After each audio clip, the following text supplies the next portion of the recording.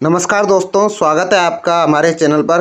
आज हम चतुर्थ श्रेणी कर्मचारी का हिंदी का मॉडल पेपर करने वाले हैं, तो बने रहिएगा हमारे साथ। तो चलिए शुरू करते हैं। पहला क्वेश्चन है, निम्नलिखित में से किस शब्द में व्यंजन संधि है? देवालय, पवन, स्वागत, उच्छ्वास। तो इसका जो सही आंसर है वो है डी। नेक्स्ट क्वेश्चन है, निम्नलिखित में से तद्धित प्रत्यय वाला शब्द कौन सा है? बुराई, सलाई, लड़ाई, कटाई। इसका जो सही आंसर है वो है ए, बुराई।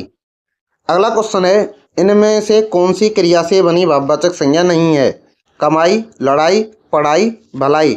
इसका सही आंसर हो जाएगा डी, भलाई। अगला क्वेश्चन है, किस वाक्य में संबंधवाचक सर्वनाम है? मैं अपना काम स्वयं करता हूँ, कोई कुछ भी कहे हमें क्या, जिसे भी देखता हूँ वह व्यस्त है, वह स्वतः समझ गया। इसका जो सही आंसर है वो हो जाएगा सी। अगला क्वेश्चन है, निम्नलिखित शब्दों में उपसर्ग का प्रयोग किसमें नहीं हुआ है? ए, उन्नत, बी, तन्मय, सी, प्रत्युत्तर, डी, अनार। तो इसका सही आंसर हो जाएगा डी, अनार। अगला क्वेश्चन हो जाएगा, निम्न में से कौन सा शुद्ध रूप है? उज्ज्वल, उज्ज्वल, उज्ज्वल, उज्ज्वल। तो इसका जो सही आंसर है वो हो जाएगा सी, उज्ज्वल। अगला क्वेश्चन है, निम्न में से कौन सा दाता शब्द का विलोम शब्द है? त्राता, उदार, सूम, प्रज्ञ। तो इसका जो सही आंसर है वो हो जाएगा सूम। नेक्स्ट क्वेश्चन हो जाएगा, नीचे दिए गए विकल्पों में से कौन सा एक घोड़ा शब्द का पर्यायवाची नहीं है? ए, तुरंग, बी, घोटक, सी, है, डी, मतंग। तो इस प्रश्न में तुरंग, घोटक, है, ये तीनों के तीनों ही घोड़े के पर्यायवाची हैं। इसका ऑप्शन डी हो जाएगा मतंग। मतंग जो होता है हाथी का पर्यायवाची होता है। अगला क्वेश्चन है, तत्सम तद्भव शब्द का अशुद्ध युग्म है?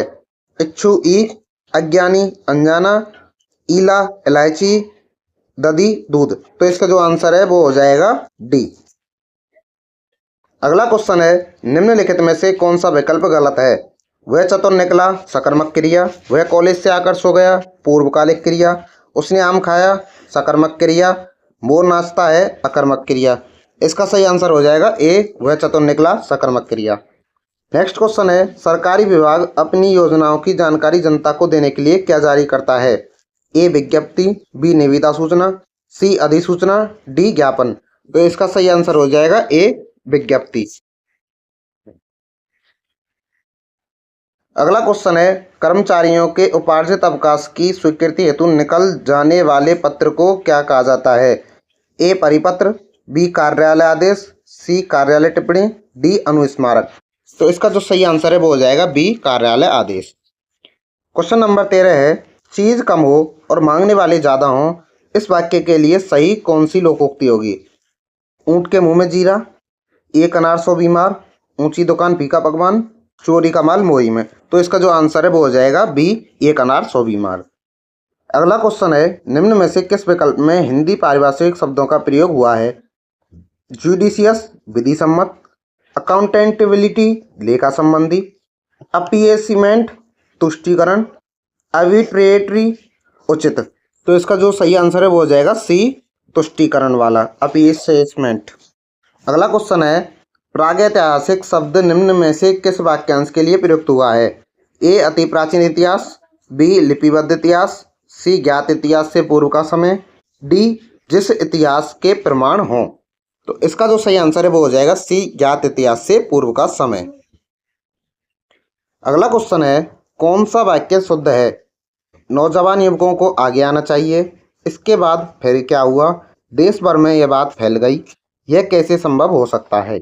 तो इसका जो सही आंसर है वो हो जाएगा सी, यह देश भर में बात फैल गई। क्वेश्चन नंबर 17 है, किसी पत्र के आवश्यक घटकों में सरकारी पत्र में कौन सा घटक नहीं होता है? ए, संबोधन, बी, दिनांक, सी, अभिवादन, डी, पत्रांक। तो इसका जो सही आंसर है वो हो जाएगा सी, अभिवादन। क्वेश्चन नंबर 18 है, अर्धशासकीय पत्र में प्रस्तुति की संबोधन की शैली कौन सी होती है? सेवाम निदेशक, सेवाम श्री शर्मा जी, प्रिय योगेश जी, महामहिम राज्यपाल। तो इसका सही आंसर हो जाएगा सी, प्रिय योगेश जी। अगला क्वेश्चन है, कार्यालय टिप्पणी का प्रयोग होता है किसी कार्यालय के कर्मचारियों पर टिप्पणी हेतु, स्थानांतरण की सूचना हेतु, किसी निर्णय तक पहुंचने के लिए विद्यमान नियमों तथ्यों के अनुरूप विचार हेतु, किसी कर्मचारी को चेतावनी हेतु। तो इसका जो सही आंसर है वो हो जाएगा सी। क्वेश्चन नंबर 20 है, अनुस्मारक के बारे में कौन सी बात गलत है? ए, अनुस्मारक में पूर्व पत्र का संदर्भ होता है। बी, इनमें प्रतिलिपि देने का प्रावधान नहीं होता। सी, इसकी भाषा अपेक्षाकृत कठोर होती है। डी, अनुस्मारक गजट में प्रकाशित होता है। तो इसका जो सही आंसर है वो हो जाएगा डी। क्वेश्चन नंबर 21 है, इनमें से किस विकल्प में संधि सही नहीं दी हुई है? योगी प्लस ईस योगेश, सट प्लस आनंद सडानंद, नब प्लस उड़ा नबोड़ा, वर्षा प्लस ऋतु वर्षा। तो इसमें सडानंद भी सही है, नबोड़ा भी सही है और वर्षा भी सही है। इसमें जो योगेश है इसमें योग प्लस ईस होना चाहिए था, ना कि योगी। तो इसका आंसर ए हो जाएगा। अगला क्वेश्चन है, कुपात्र में कौन सा अपसर्ग है? ए कु, बी बड़ा कु, सी कै, डी कुस। तो इसका जो सही आंसर है वो हो जाएगा ए छोटा कु। क्वेश्चन नंबर 23 है, वे प्रत्यय जो संज्ञा शब्दों के साथ लगकर उनके रूप को बदल देते हैं क्या कहलाते हैं? कृत प्रत्यय, तदित प्रत्यय, अरबी प्रत्यय, फारसी प्रत्यय। तो इसका सही आंसर हो जाएगा बी तदित प्रत्यय। क्वेश्चन नंबर 24 है, सर्वनाम से बनी भाववाचक संज्ञा है निजत्व, सर्दी, भावाई, कठोरता। तो इसका जो सही आंसर है वो हो जाएगा ए निजत्व। क्वेश्चन नंबर 25 है, किस क्रम में सर्वनाम का भेद नहीं है? पुरुषवाचक सर्वनाम, निजवाचक सर्वनाम, संबंधवाचक सर्वनाम, अस्तित्ववाचक सर्वनाम।